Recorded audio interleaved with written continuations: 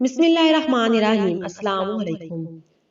غسل کے دوران مدینہ منورہ کی ایک عورت نے مردہ عورت کی ران پر ہاتھ رکھتے ہوئے یہ الفاظ کہے کہ اس عورت کے فلاں مرد کے ساتھ ناجائز تعلقات تھے۔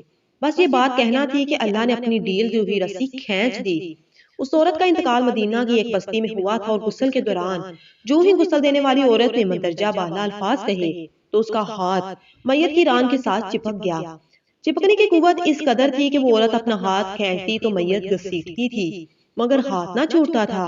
جنازے کا وقت قریب آ رہا تھا اور اس کا ہاتھ میت کے ساتھ چپک چکا تھا اور بے حد کوشش کے باوجود جدا نہیں ہو رہا تھا۔ تمام عورتوں نے اس کے ہاتھ کو پکڑ کر کھینچا مروڑا گرز کے جو ممکن تھا کیا مگر سب بے سود رہا۔ دن گزرا، رات ہوئی، دوسرا دن بھی گزرا، پھر رات ہوئی، سب ویسا ہی تھا۔ میت سے بدبو آنے لگی اور اس کے پاس ٹھہرنا اور بیٹھنا مشکل ہو گیا۔ مولوی صاحبان نے، قاری صاحبان نے، تمام اسلامی طبقے سے مشاورت کے بعد طے ہوا کہ غسال عورت کا ہاتھ کاٹ کر جدا کیا جائے اور میت کو اس کے ہاتھ سمیت دفنا دیا جائے، مگر اس فیصلے کو غسال عورت اور اس کے خاندان نے یہ کہہ کر رد کر دیا کہ ہم اپنے خاندان کی عورت کو معذور نہیں کر سکتے، لہٰذا ہمیں فیصلہ قبول نہیں۔ دوسری صورت یہ بتائی گئی کہ میت کے جسم کا وہ حصہ کاٹ دیا جائے اور ہاتھ کو آزاد کر کے میت دفنا دی جائے، مگر اس بار میت کے خاندان نے اعتراض اٹھایا کہ ہم اپنی میت کی یہ توہین کرنے سے بہرحال قاصر ہیں۔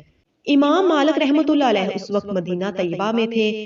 بات امام مالک رحمۃ اللہ علیہ تک پہنچائی گئی کہ اس کیس کا فیصلہ کیا جائے۔ امام مالک رحمۃ اللہ علیہ اس گھر پہنچے اور صورتحال باندھ کر غسال عورت سے سوال کیا، اے عورت، کیا تو نے غسل کے دوران اس میت کے بارے میں کوئی بات کہی؟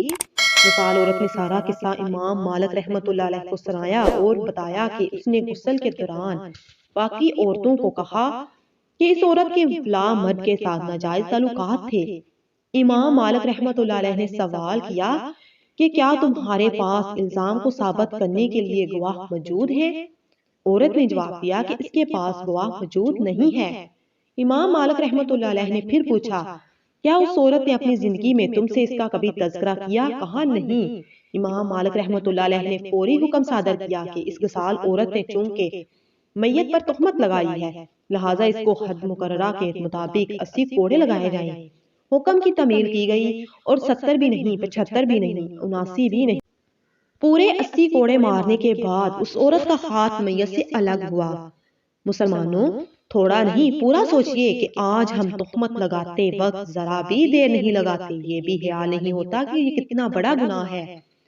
ایک روایت میں ہے کہ جس نے کسی کے بارے میں ایسی بات کہی، الزام لگایا، تہمت یا جھوٹی بات منسوب کی جو اس میں حقیقت میں تھی ہی نہیں، تو اللہ اسے الزام لگانے والے، تہمت لگانے والے، جھوٹی بات منسوب کرنے والے کو دوزخ کی پیپ میں ڈالے گا، وہ آخرت میں اسی کا مستحق رہے گا، یہاں تک کہ اگر وہ اپنی اسی حرکت سے دنیا میں باز آ جائے، رک جائے، توبہ کر لے تو پھر نجات ممکن ہے۔ اللہ تعالیٰ ہم سب پر رحم فرمائے، آمین ثم آمین۔ اللہ تعالیٰ سے یہی دعا کرتے رہنا چاہیے کہ وہ ہمیں بہتان باندھنے، جھوٹ بولنے سے بچائے اور سچ بولنے کی توفیق عطا فرمائے، آمین ثم آمین۔